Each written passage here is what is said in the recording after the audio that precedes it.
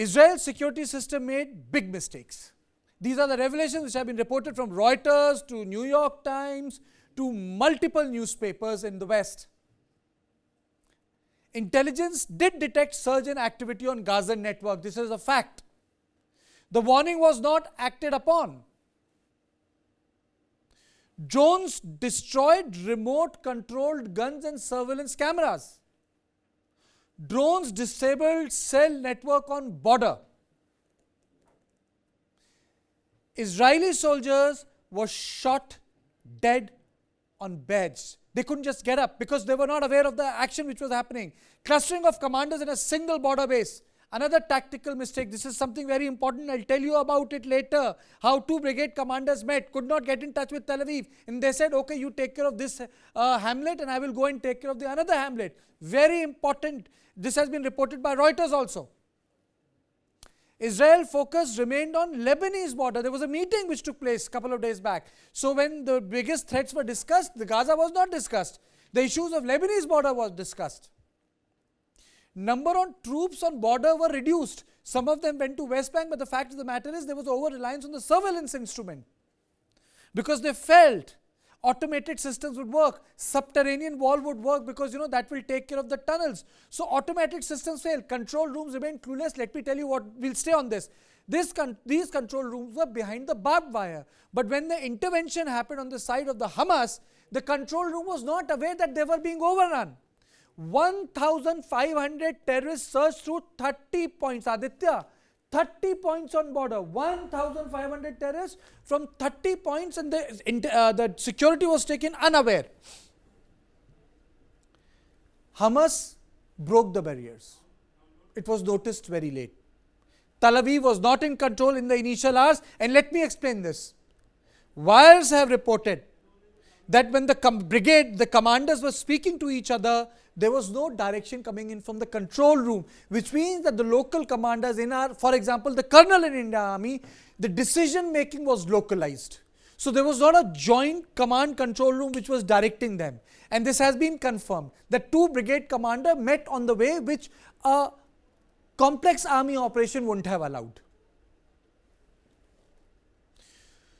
So it tells us how Hamas carried out the attack, where the state failed, and who Mohammed Deif is. So first let's talk about Hamas, and I am joined by Lieutenant General Sanjay Kulkarni, Major Don Pfefferman. Thank you so much for joining me again, and our Executive Editor Aditya Kaul. So first I'll go to Aditya. Aditya, define Hamas for us. The way Hamas has been able to carry out these attacks, it just goes on to show that somehow a part of the Hamas was working. Rest, gave the impression that they are clueless, and they could organize it so much. And why this gentleman remains untraced? First things first, Hamas's, ultimate objective, Kartikeya, is to wipe out and eradicate Israel. That is their ultimate goal. So there is no two ways about it. So they have been considerably working for last several years. They are the de facto government there. They say they have been elected in Gaza. And this particular person, Mohammed Deif, that you are mentioning, is an elusive figure. He is a shadowy figure. He hasn't been seen much. Only in official records, he has been photographed only 3 times. He has spent about 16 months behind bars when he was arrested for the first time in 1989, if I'm not wrong. And since then, nobody knows his location. Is he in Qatar? Is he in some other Middle Eastern country, or is he in fact in Gaza? But what we are also talking about today is about the massive intelligence failure. Kartikeya, I'm just arriving in the studio from the Israel embassy. I had a very important 40 minutes conversation with the Israeli ambassador to India, Naor Gilon. We'll be playing that out later tonight, in which he also admitted, yes, it's a collapse, it's a failure, he said, and that too a failure that has happened for the first time in the last 50 years, since the Yom Kippur War. So the biggest message out here is of the intelligence failure and how the communication was blocked, how they had no idea about it. And the biggest talking point really is, Kartikeya, that Egypt had warned Israel that something is being planned by Hamas and Iran, that something seems to be underway. This has been widely reported by the Western press and the wires. And yet they say that there was some kind of an arrogance shown by the Israelis. Of course, these are classified records. These won't come out in public. Only Israel and Egypt know what happened behind closed doors. But if there was intelligence, was Israel overconfident? Did they not realize the capabilities that Hamas really had? Was there some kind of an airy calm that they couldn't figure out really?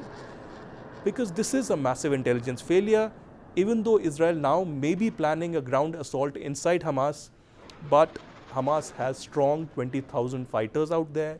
It has massive funding coming in from perhaps Qatar and other countries. The Saudi is trying to politically motivate them and help them out from this entire trap. So as of now, Hamas is certainly very strong. They have proved their so-called mettle by this unfortunate terror attack, in which now I am told more than 1,200 Israeli citizens have died. Most of them, more than 1,000 of them, are civilians. Okay, let me go to Major Don Pfefferman. Dan, am I audible to you? Yes. Oh, wonderful. Dan, these are the latest reports which say that sort of mistakes that were made. Now they're being reported concretely. So let me ask you one question. For Hamas to employ drones which not only jam the cellular network but destroy the automated system, you have been part of the idea. What sort of a technological capability is this that they could blind the entire control room? And this has been now reported by multiple agencies. Yeah, I want to follow up on what the gentleman speaking before me said. Aditya Raj Kaul, our executive editor. Thank you very much. He said something very accurate, and that is there was an arrogance, there was a hubris, it seems now, on the part of the Israeli Defense Forces. There was years, now we're understanding this, of a misinformation campaign, psychological warfare employed in a very sophisticated manner by Hamas to sort of calm Israeli decision makers and the Israeli military into thinking that Hamas was interested in stability and long-term quiet. And so all of the measures that were taken to secure that border, the priority was not placed on that border like it should have been. The priority was placed on the northern border. The priority was placed in stopping actual terrorist attacks in and around the West Bank, and essentially buying the misinformation that Hamas was selling, in that it is not looking for war, it is not looking for escalation. With that, there was also a hubris and a growing reliance on technological and stationary and remote-controlled security elements along that border. The smart fence, which had some lookout posts and it had some cameras in kind of these floating balloons that everyone can see. And Hamas, with Iranian support, was able to use fairly simple technologies that are now available really to everyone, and that's drone warfare, and some other sophisticated employment of simple technological means to overcome Israel's security and intelligence operation on the border. There was not enough redundancy. There was not enough manpower. They were not properly distributed. These are all things that have been now coming out over the last couple of days. And all of it stems from the two mistaken conceptions. When you work in the world of intelligence and security, you have to have a conceptual strategy, understanding what it is your enemy wants to achieve. And here, there was a failure to understand what Hamas essentially wants to achieve. There was what now we see as a gross underestimation of the capabilities of Hamas. They are not the ragtag terror group that they might have been 5 or 10 or 20 years ago. They clearly showed, at least on the level of the commanders and the strategists, those like Deif and Yahya Sinwar, that they are very adept at operational strategy. And they managed to pull a very a successful surprise attack on what is should be and is a much stronger military power. Also, let me introduce our third guest, Lieutenant General Sanjay Kulkarni. Thank you so much, sir, for joining me. My question to you is on the operational side, sir. This has been reported in NYT also, and I'm quoting the source, sir. It says the two of the officials said that the Israeli border surveillance system was almost entirely reliant on cameras, sensors, machine guns that operated remotely. Israeli commanders had grown overtly confident in the system's impregnability, though they thought that the combination of remote surveillance, arms, barriers above the ground, and a subterranean wall to block Hamas from digging tunnels into Israel made mass infiltration unlikely. The result was that, sir, 1,500 Hamas terrorists broke through 30 points and they overran the control room, sir. What does it teach us? Kartikeya, thank you very much. You heard Aditya, you heard Dan. Let me tell you, it is definitely an intelligence failure. There's no denying the fact. Hamas has been seeing how the Israelis are reacting. If you see, the Hamas has been rather lying low, and the Palestinian Islamic Jihad, the PIJ, that have been continuously launching attacks on the Israelis. The Israelis have been taking on them. Even the last attack was on them. Hamas is observing, watching as to how are they reacting, what is being done, and there is no denying the fact that Iran's role is substantial. If funding has been done by Qatar, this technological support that Iran has offered to Hamas is something which is creditable.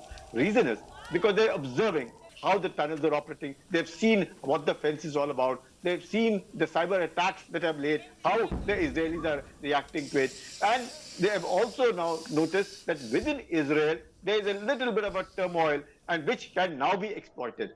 At the same time, they notice that there seems to be that Israel is looking for peace, and that peace is being I would say, arbitration being done by USA, trying to bring Saudi Arabia closer to Israel. Chinese have, to their means, brought Saudi Arabia closer to Iran. So all these facilitators are working towards peace. Now that doesn't suit Hamas, because if it had suited Hamas, things would have been totally different. What is the Islamic resistance movement? Hamas is the Islamic resistance movement. If that be so, they are very clear from day one as to what is it that they want. Much that the countries in the world might want to look for peace, they aren't there for peace. They are there to eradicate Israel from this world. If that is the aim that they're following, in that comes the context of Muhammad there. A man who's lost his family, a man who's part of the first intifada. The second intifada was when Ariel Sharon was the prime minister. A person who feels that Al-Aqsa Mosque is the one that seems to have been, where hurts their sentiments. It may or may not be, but they felt so. It happens in the time of Ramzan because that's a holy place for both the Muslims as also the Jews. If it is absolutely a sacred place for the Jews, it is as much a sacred place for the Muslims. So that's where the particular, I wouldn't say a fight, but a bit of a disagreement that can take place over there, which seems to be otherwise. Now at this point of time, Hamas thought if at any point of time anything, and Palestinians themselves, Hamas is a terrorist organization. Okay. That is what we must understand. Sir, It's a terrorist organization.